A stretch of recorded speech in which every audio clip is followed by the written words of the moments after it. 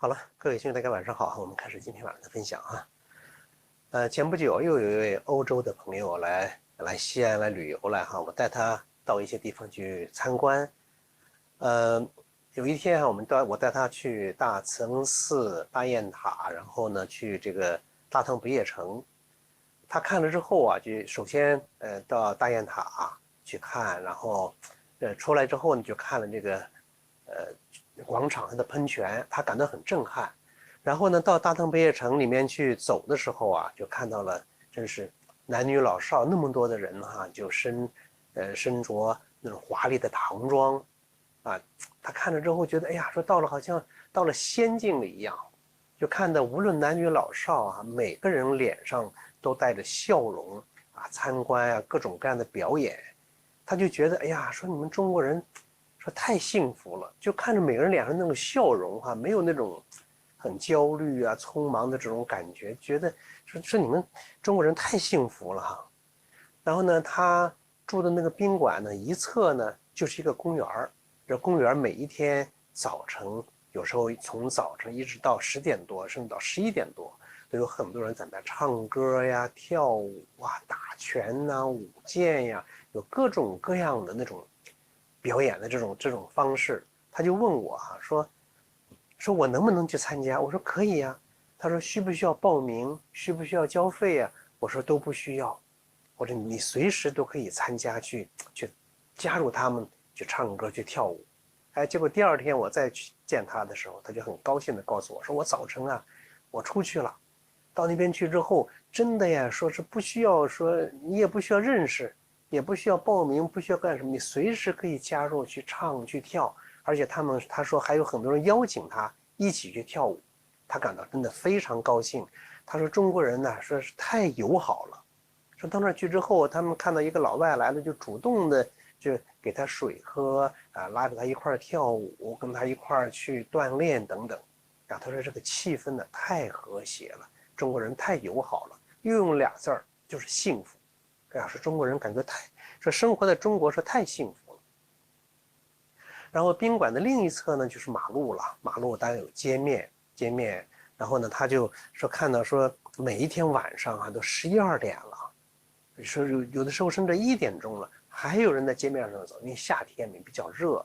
说呢，街面旁边不远处呢，就是好多那个卖小吃的，到晚上推一个车出来去，就是那个大排档一样在那卖东西吃。他说到那儿去看呀，说各种各样的吃的，说中国人太有口福了啊，太有口福。说这么晚了，你有时候到12点多了，还有说这种年轻的女孩也在外面吃宵夜，在那散步。他就觉得中国人说中国太安全了啊，太安全了。他又用了这个词儿，说生活在中国真的说太幸福了。说这个在我们国家你不能想象，这么半夜了，你还敢在外面这么悠闲的在那散步啊，在那散步。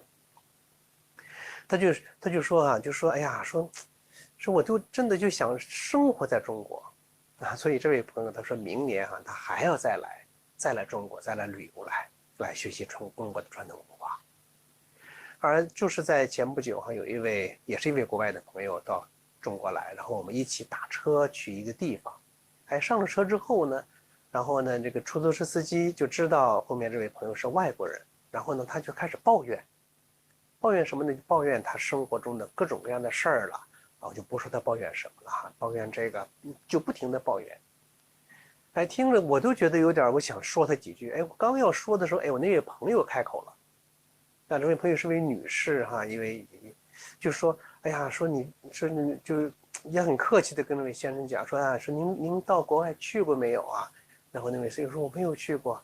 哎呀，他说你没有去过，说你要出国之后你就知道了。说我们在国外海外的这个华人就看到了中国现在这种蒸蒸日上发展的状况，我们都很羡慕，都很自豪都很自豪。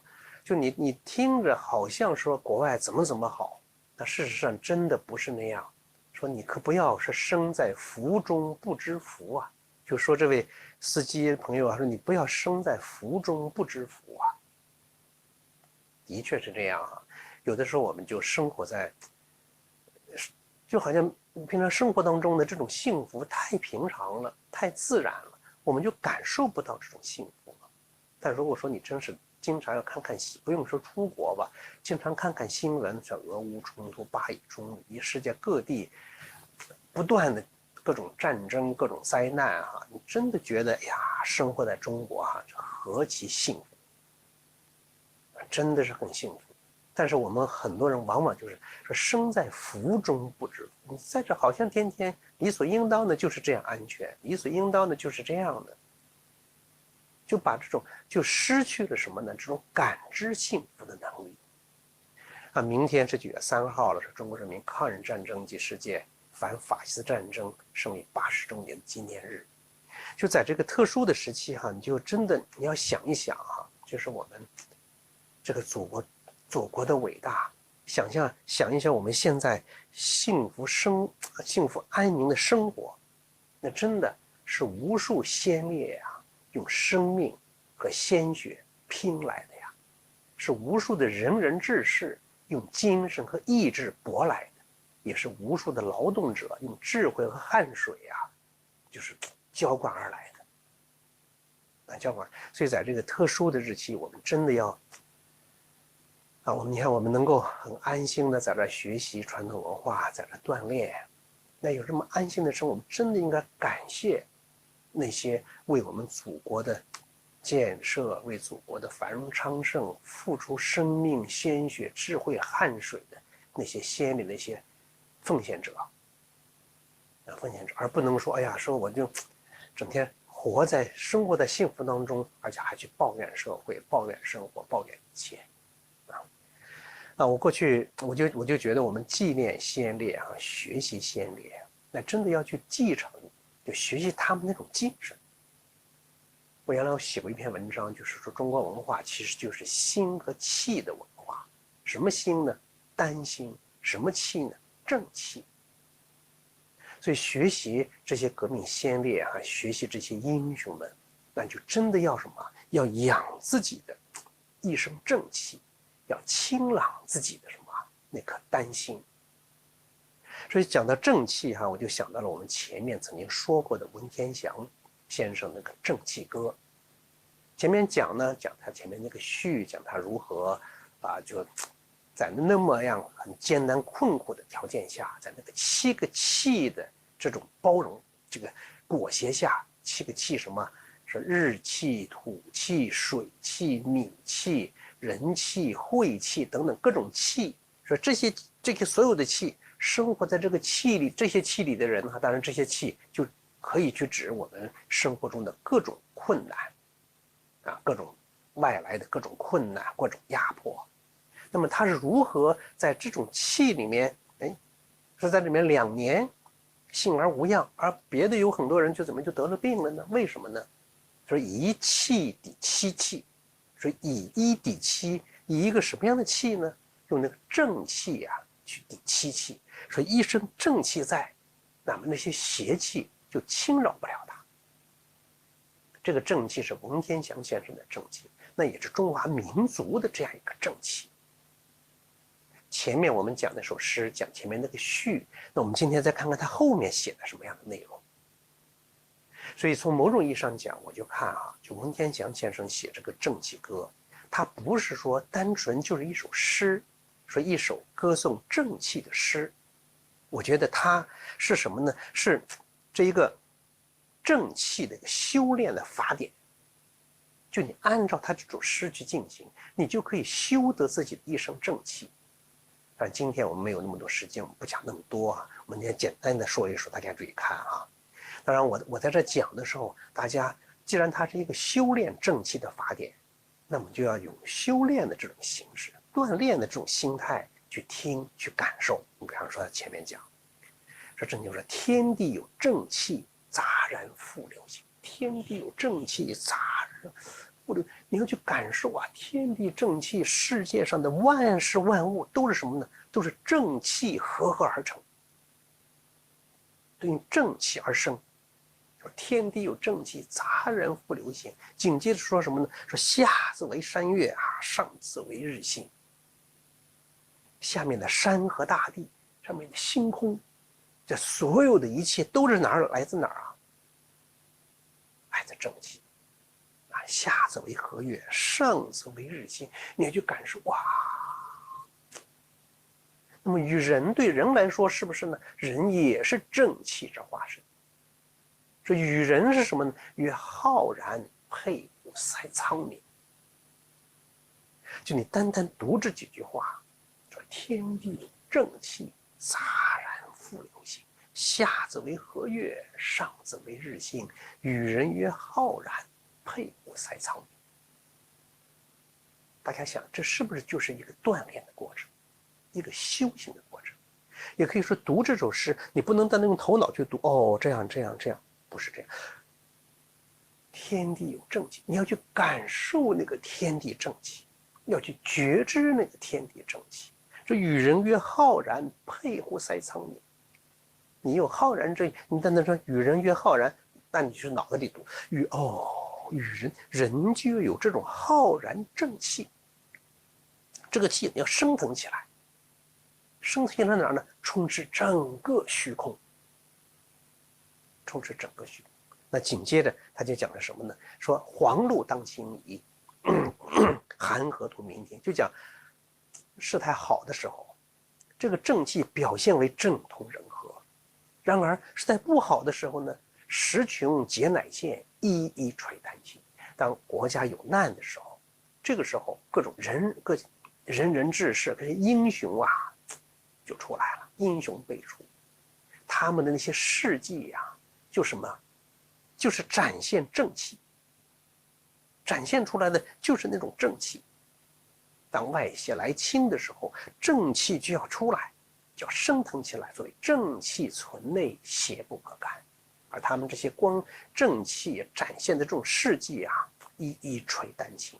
后面就讲了很多具体的例子，在齐太师简啊，在晋董狐笔等等，他讲了这样一些历代的那些先贤、那些英雄，那些充满正气的这英雄人物的那些事迹。那讲这些是干什么呢？就是让我们学习那些英雄先烈呀。你读到他讲到这些人的时候，你比方说我们现在讲呀，文天祥，一讲到他说文天祥，讲到岳飞，你马上就什么？你就有一股正气升腾起来。大家想一想，是不是？你马上就正气升腾起来。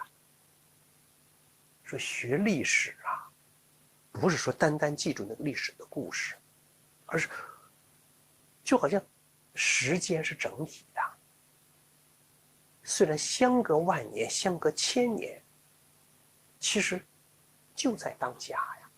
那个精神永远就存在那。说心心相印，语道皆通。说思书圣贤，说你想到圣贤的时候，圣贤就是你的老师，就在你的眼前。所以这其实你读这段文字的时候，哇，马上你那个正气就升腾了起来，就升腾起来。那中间讲了很多过去的，就在宋朝之前的吧，他那个年代之前的那些仁志士展现出这个正气，而讲这些人的时候，哇，正气就升腾了。我们看后面，他讲后面一段说哀哉巨入场，就是这个他在那个地牢里面这么潮湿的环境，说为我安乐国，对我来说呢，成为一个安乐的一个地方。我就生活在这儿，我自己怎么样？在这起居2年，幸而无恙。那么他就讲说，岂有他谬巧，阴阳不能贼？难道有别的一些什么秘诀，让我在这儿待着这么长时间啊，寒来暑往的各种这么不好的环境下，我还没有得病，就不能伤害到我吗？没有别的什么巧妙的地方。那紧接着他说什么呢？说故此耿耿存，仰视浮云白。这故此耿耿存是什么意思呢？就是说看自己没有什么别的巧妙的地方，就因为有什么呢？说因为有正气与丹心。丹心与正气，那耿耿是明亮的意思。说故此耿耿存，说我自己有正气，有一颗丹心在那儿。有正气在身，所以这么不好的环境，各种困难、各种压迫，对我来说没有什么。所以这个正气，你看，内在的，故此耿耿存。就是说我们每一个人，你要经常的什么，要守住自己的心，守住自己那个正气，守住那个心，守住正气，要不忘初心，要始终有浩然之气。就像孟子讲的一样，这个正气不是说我做一件事我就怎么样了，你要长期的去涵养它。故此耿耿，每天我有正气在身，大家想这是不是一个修炼的过程？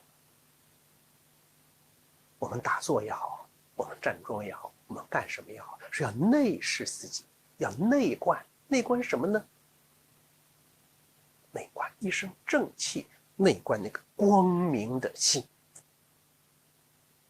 内观光明的心，这真的是非常非常之重要。他后面还讲一句什么话呢？说仰视浮云白。说故此耿耿存，仰视浮云白，就相当于什么？说那个时候他已经被抓去了，被捕了，被捕就劝降啊，劝降给他高官厚禄，但这些东西对他来说什么？那如浮云一般，因为他有满身正气。大家想一想，如果说我们不说文天祥县，就说现在吧，如果这个官员别人来送礼了，贪污了，哪怕你贪污1000块钱，你只要一贪了之后，你只要有一点贪，你那个正气一下就没有。贪1万和贪10万和贪1000万是一样的，你只要一有了这个贪，立刻正气没了。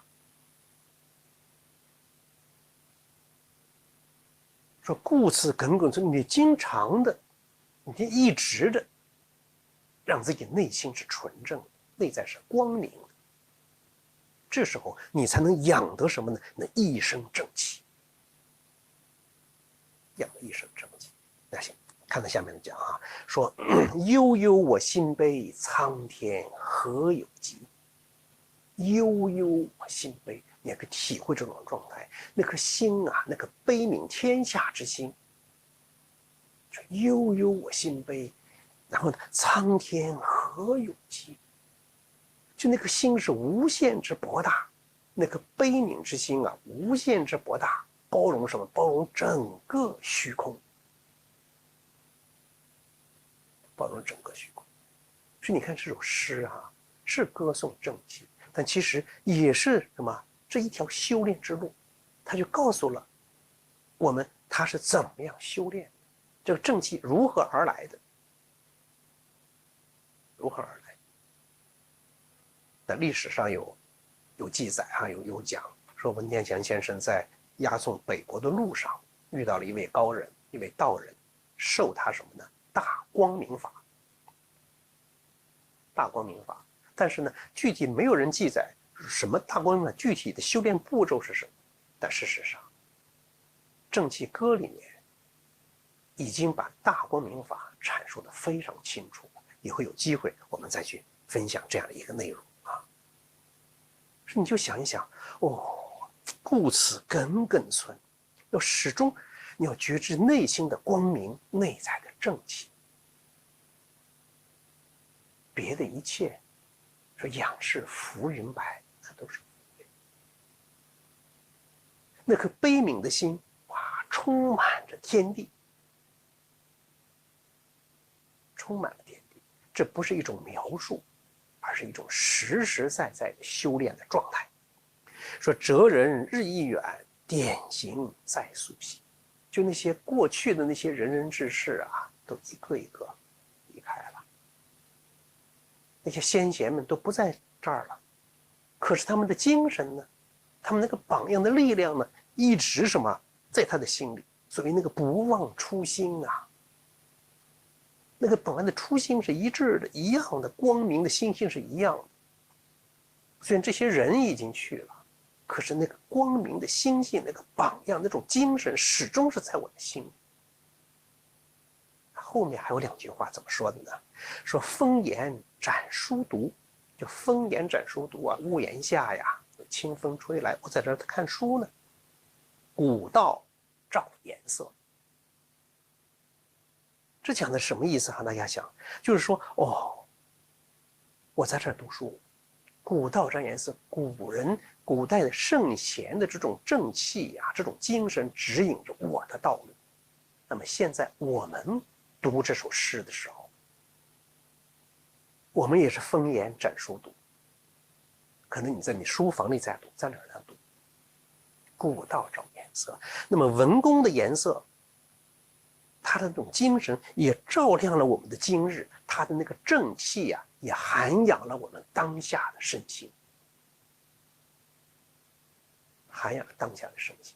当然了，大家想一想，文公是这样，那些革命先烈，那些仁人志士，他们的正气，他们的精神，也在涵养着我们当今的这个社会。我们社会的安宁，社会的幸福，不就是因为这些正气的滋养吗？那么我们每一个人都要什么？要传承这个正气，弘扬这个正气。当然，首先我们要去涵养这正气，我们要练得我们的一身正气，修炼一身正气。当然，我们在站桩的时候、打坐的时候可以这样练。更重要的是在生活当中啊，我们梁安守公讲的这6年了啊，5、6年了，就讲用爱护生命，就讲的要什么？我们在生活当中点点滴滴、一言一行、一举一动、视听言动啊，眼耳鼻舌身意都要带着爱，都要带着这个正气。在生活中练，在工作中练。当然了，我们待会儿在站桩的时候也是要练，要涵养、锻炼什么呢？锻炼这个正气，就往这一站。我站在哪儿呢？我站在正气之中。我往这一站，我就是正气。天地有正气，杂然复流行嘛。下自为和月，上自为日星。山河大地，包括我们人，就是浩然正气。人本身它就是正气。就是我往这一站的时候，我站在正气之中，事实上是哇，我就是正气，这样一种感觉。大家带着这样一种觉知啊，锻炼起来感觉又不一样。就历代的古圣先贤、仁人志士那个正气，好像一下子就能合得上了。咱们现在啊，就开始练，我们试一试哈。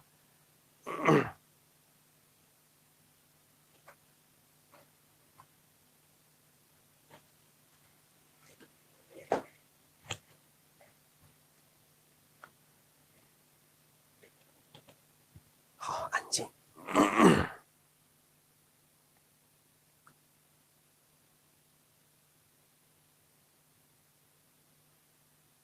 放松。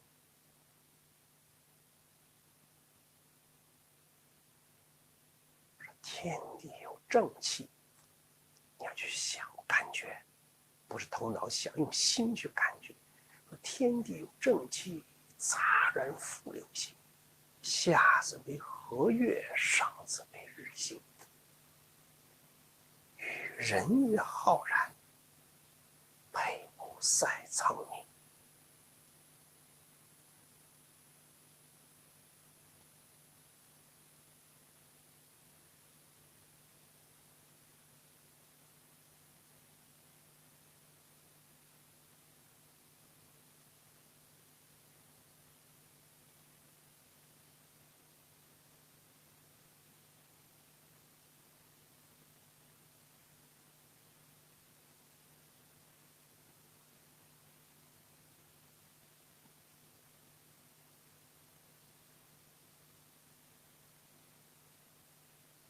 好，脚分开，正后8字。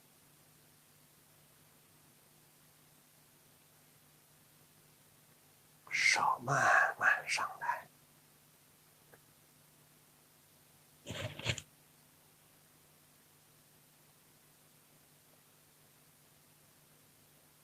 身体微下蹲。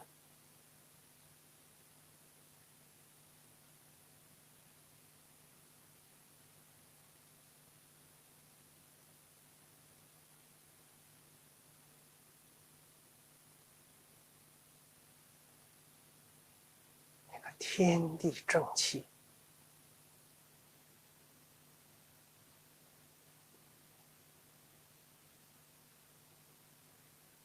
我就是正气。自己站在这儿啊，就似乎没有了有形有相身体的那种感觉。我就是一团正气，和整个虚空合一，和天地正气合一。说悠悠我悲心，苍天何有极？就你那颗悲悯之心啊，那颗爱心啊，充满整个虚空。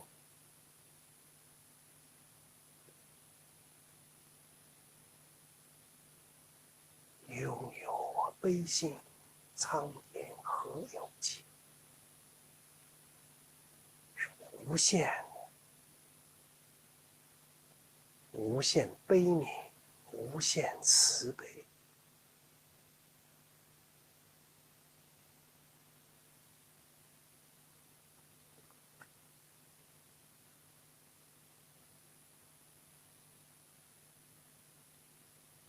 树立于此，真的，你就是在树立正气。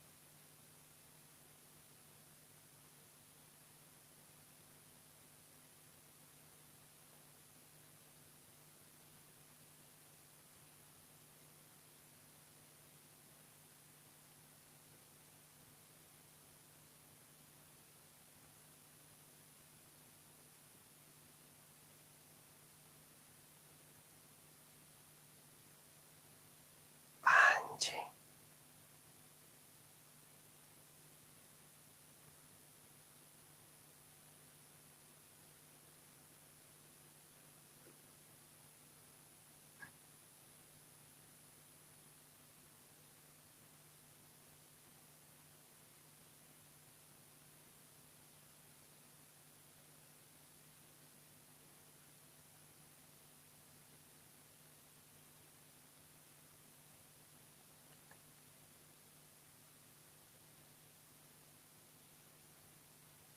下颌回收，百会上领，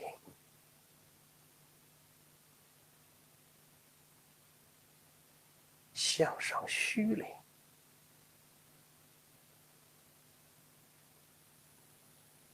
脚底下是空的。你真的有种顶天立地，但立的不是实实在在的地面，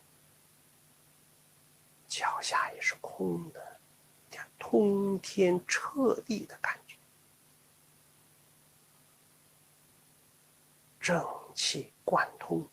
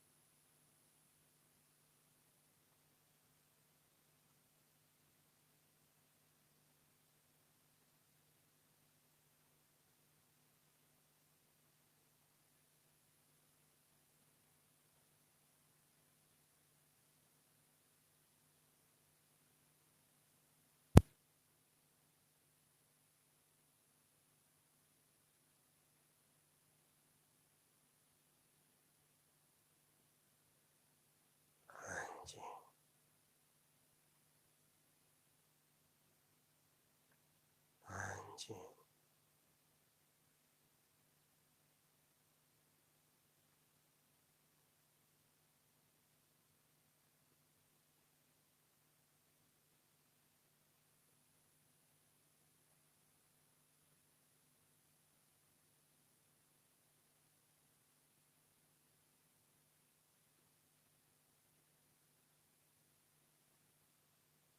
一身正气，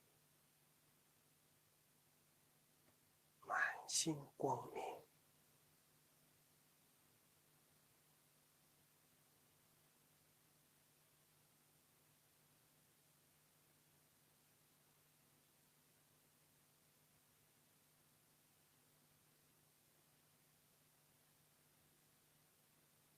百会上领，身体慢慢直起，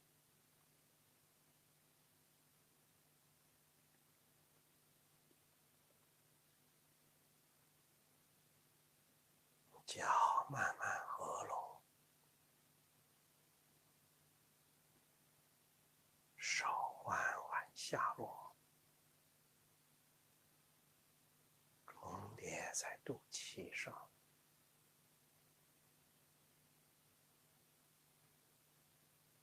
静养，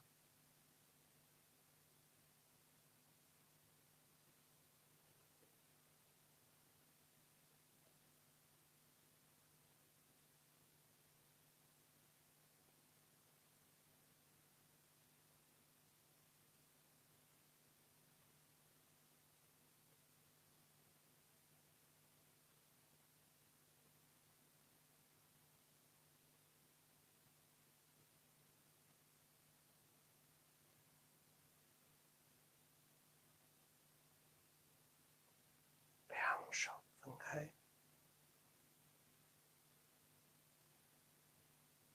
敞开心胸，张开怀抱，那满心光明，光明整个宇宙虚空。手向上拉起，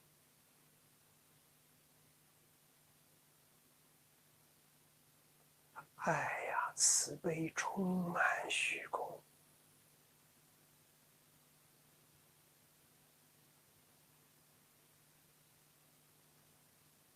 这个天地呀，充满正气。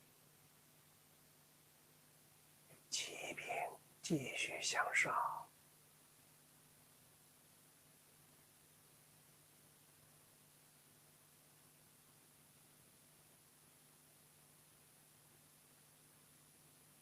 肩瓶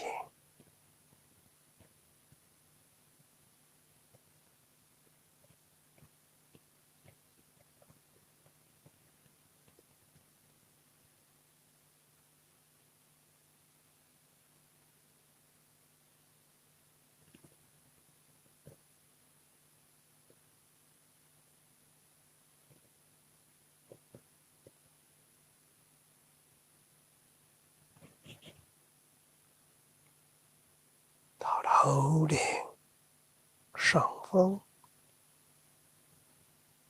通天彻地，安静。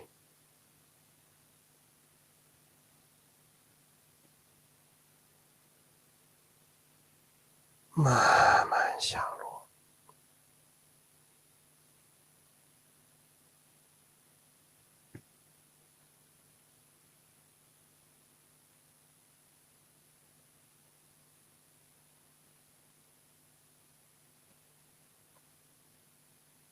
颈额头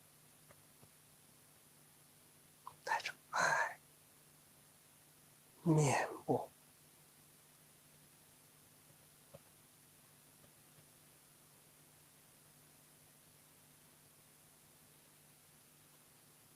胸。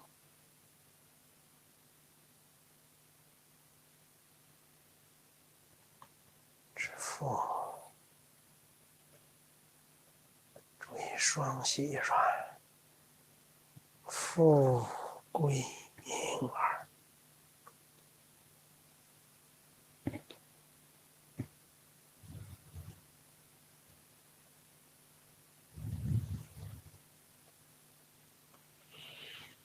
两手扶于足面，下啊，上提，下啊，上提，下啊，上提，转掌，颈椎的后侧慢慢向上。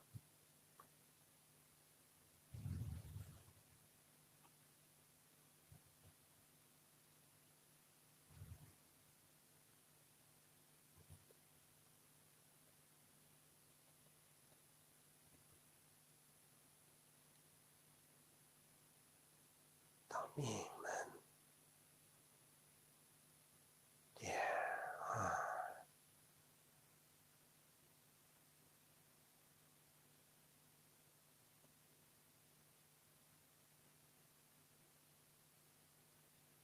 手向前，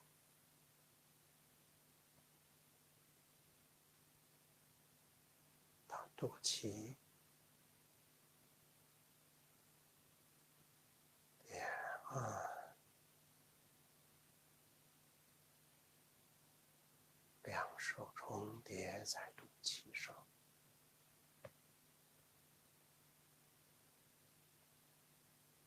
静养，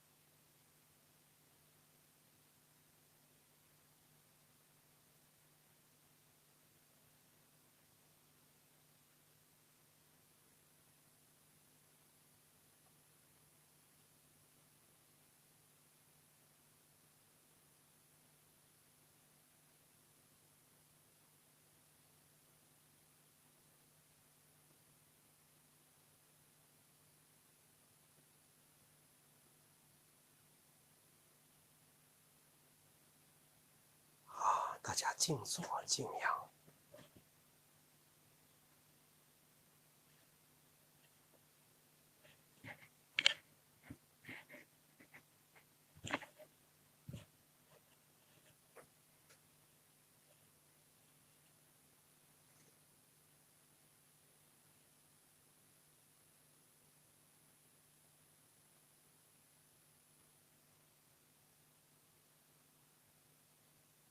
一坐这儿，端身正坐，